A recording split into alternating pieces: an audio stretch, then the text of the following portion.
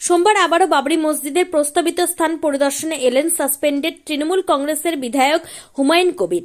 আবারও হাজার হাজার মানুষের ভিড় লক্ষ্য করা গেল সেই এলাকায়।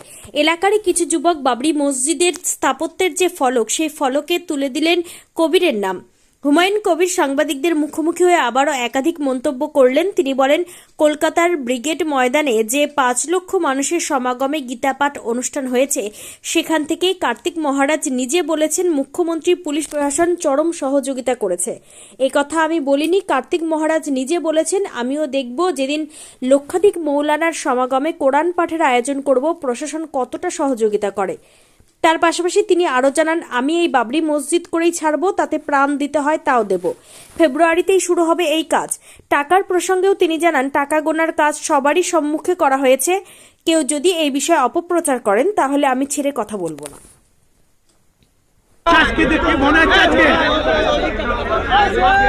সবই আল্লাহর রহমত, আল্লাহর দয়া, আল্লাহর ইচ্ছাতেই সবকিছু হচ্ছে। এক শ্রেণীর মুসলিম বিরোধী লোক, তারা বরাবরই মুসলমান ধর্মের মানুষকে ঘৃণা করে বা তাদেরকে এই পৃথিবীর মধ্যে বেশি করে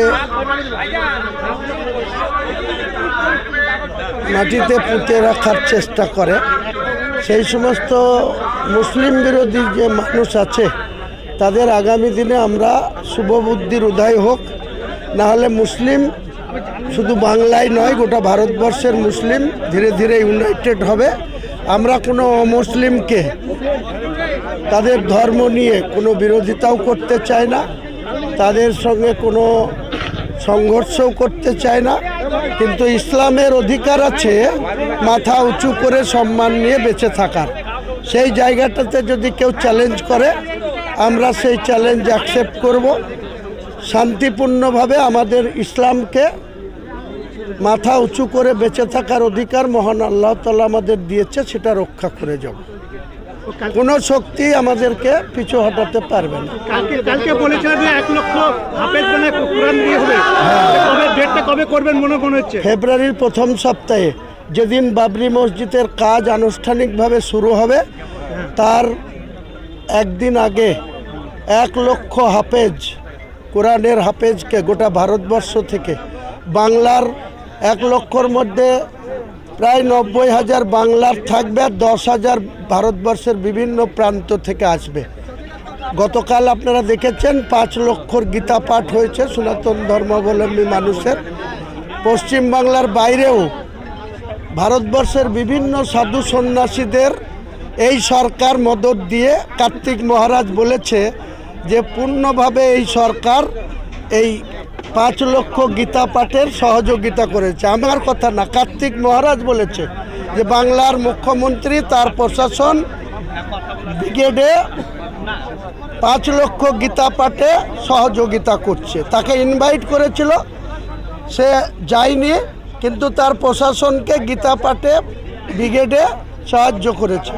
আমরা দেখতে চাই 1 লক্ষ যে কোরআনের এখানে তেলাওয়াত হবে, কোরআনের যে কোরআন পাঠ হবে, সেদিনকে এই সরকারের ভূমিকাটা দেখতে চাই। হুমায়ুন কবির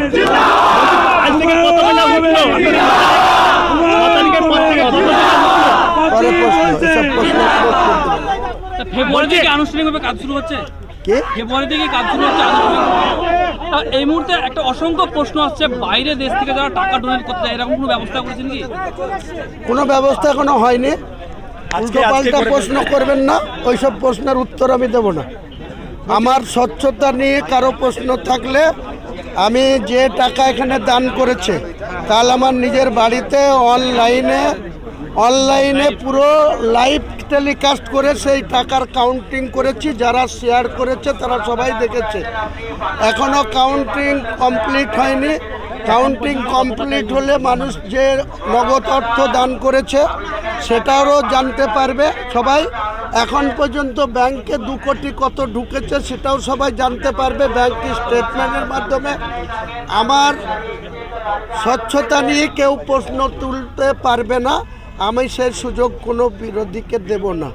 না শাসক দলকে দেব, না বিজেপিকে দেব, না সিপিএমকে দেব, না কংগ্রেসকে দেব, কাউকে কোনো সুযোগ বলতে দেব না। আর এই মসজিদ গঠন করার ক্ষেত্রে কোনো কম্প্রোমাইজ কারোর সাথে হবে না। তাতে বলেছি সংঘর্ষ হলে সংঘর্ষ হবে, লড়াই হলে লড়াই হবে। ইসলামের সম্মান রক্ষার্থে আমি নেমেছি, আমার জীবনের বিনিময়ে হলেও বাবরি মসজিদ প্রতিষ্ঠা করব।